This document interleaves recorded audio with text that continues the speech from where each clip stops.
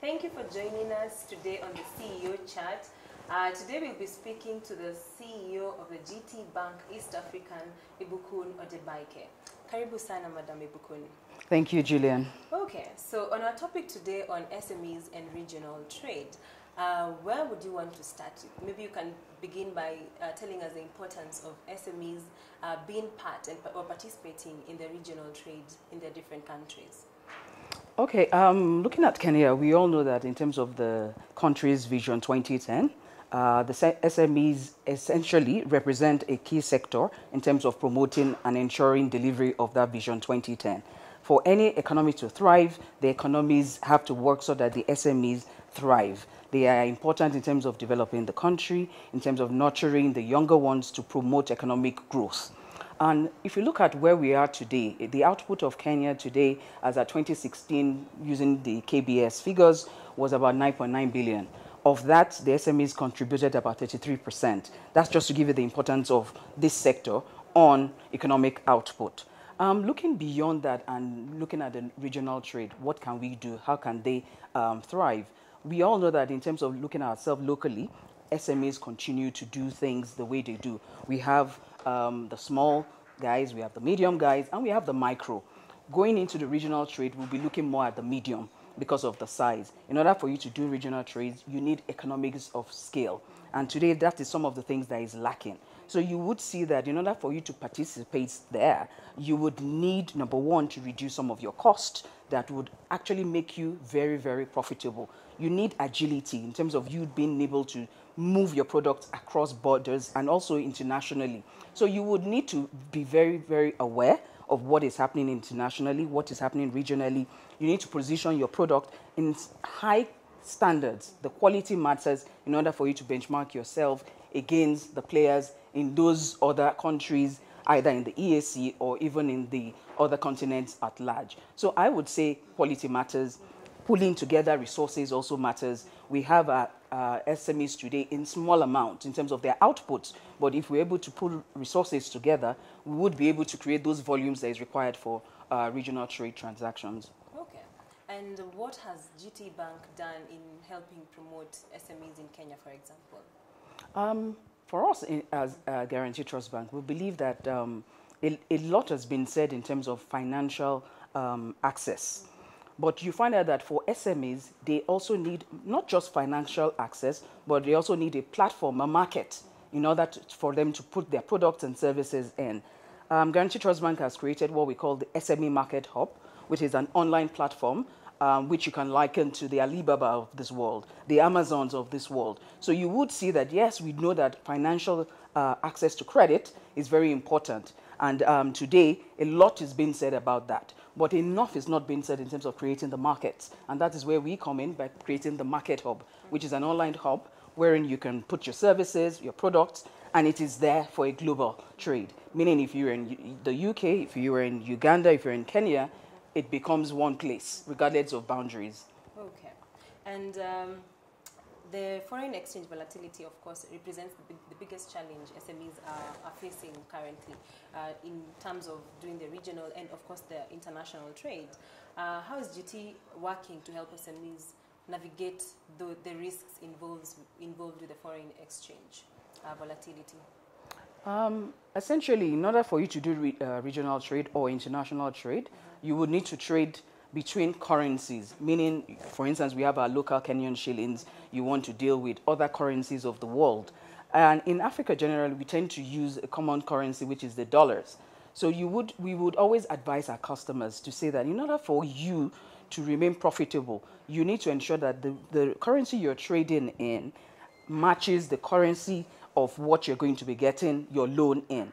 For instance, we're in a market in the Kenyan shillings. You shouldn't take loans in dollars, because as an importer, if you should take a dollar facility and your trade is going to earn you Kenyan shillings, where the movement, especially when it comes to depreciation of the currencies, that is going to work against you. It will mean in order for you to repay your loan, you would need much more shillings in order for you to pay down your loan. So we would always advocate for matching of currencies as much as possible when you're accessing credit. Okay. And how about, you can tell us something about the AGOA, for those who are not familiar with what AGOA is.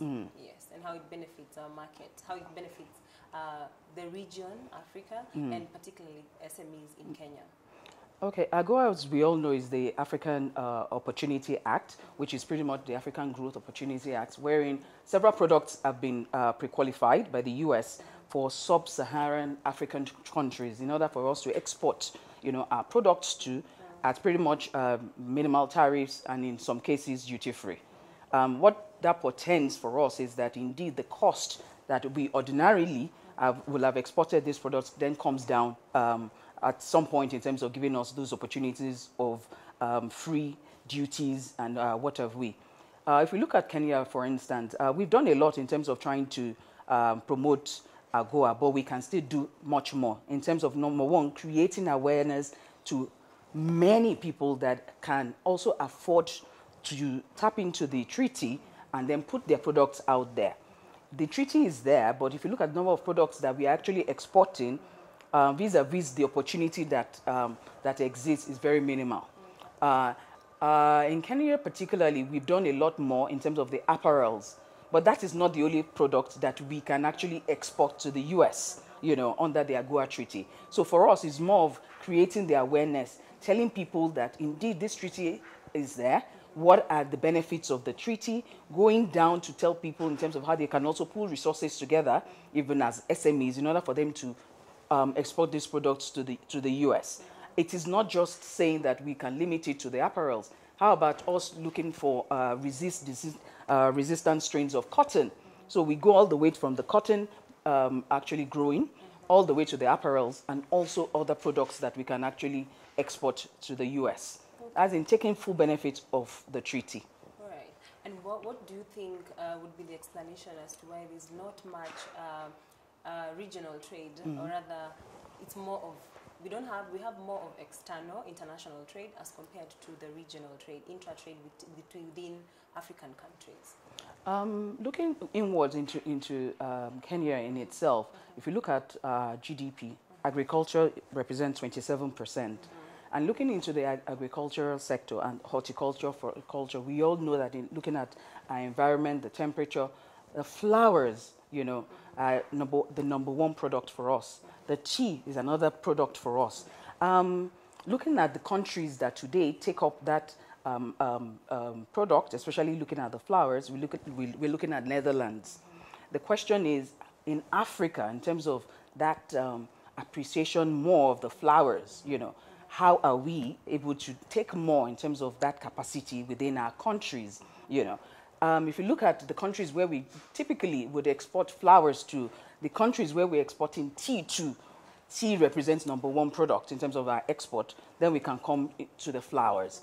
Looking within ourselves in Kenya, we can do more in terms of developing other export products. But looking outside, the first thing we want to ask ourselves is, what are those products that we are growing or manufacturing internally that is of benefit to our neighboring countries in East Africa or internationally, wherein they do not have it there or in the quantities that they would need. And that informs why, number one, achieves of a high quality, and indeed that represents number one export product today in looking at our country, Kenya. Okay. Most countries, or rather most SMEs, one of the biggest challenges they face is lack of access to credit facilities. How can they go about getting credit and without necessarily having to plunge themselves into debt with these institutions, with banks particularly? If you look at all the countries in sub-Saharan Africa today, I think Kenya still ranks tops in terms of creating access to credit to the SME sector. We've done very well. That being said, we can still do more. But access to credit in itself is not the only thing that we need in terms of facilitating trade. The ease of doing business in our environment is very key. So indeed, access to credit is important, but the ease of doing business in the environment should be number one, in order to draw that and facilitate the trade transactions. Now, going into the credit itself, there are quite a number of things that we can still do. Number one is that we can decide within ourselves working with other agencies within the country to come up with what we call intervention funds. intervention funds will further reduce the cost of credit to SMEs.